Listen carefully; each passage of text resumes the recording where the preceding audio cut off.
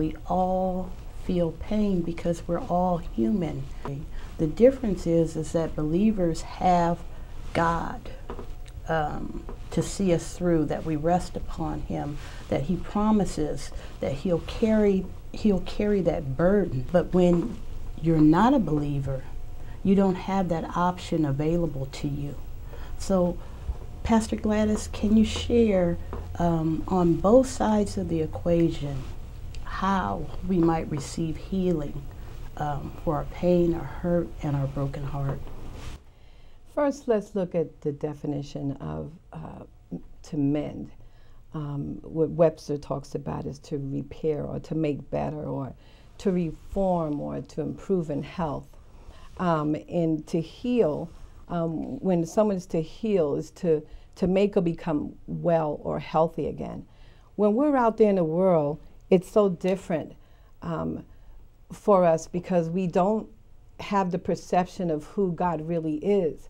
But when you accept Jesus Christ in your life, you realize, as you mentioned, Sister Melba, that God can do things way above or beyond that we could ever ask or think. He will soothe us in ways that man can't.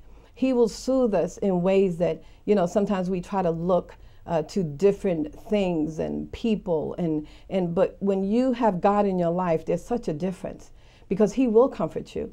He talked about before He was crucified, He said, "Let not your heart be troubled." He said, "And don't be afraid." And He said that He would send us a comforter, that He wasn't going to leave us alone, that He would send us a comforter who would teach us, lead us, guide us, and bring things to our remembrance.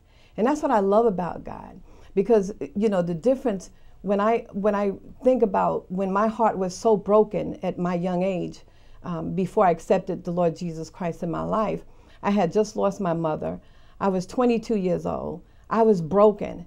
When I saw her casket go down into the dirt, I said to myself, a piece of me went with her, not knowing what I was saying, not knowing that God can fix my brokenness. And that was the beauty of who He is. Later on, what I did was I accepted the Lord Jesus Christ, and in accepting Him, I had to learn Him.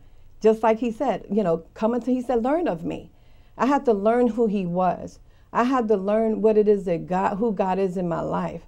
I had to learn He's a relationship God. So because He's a relationship God, He wants us to talk to Him. He wants us to pray. He wants us to seek Him. He said, "If you seek me, you're going to find me." And that's the beauty of who He is. If you knock on that door, He'll open it. And that's the way God is. If you're so broken, God will fill that broken heart with everything that you need in your life. And yes, it is a process. It does take time.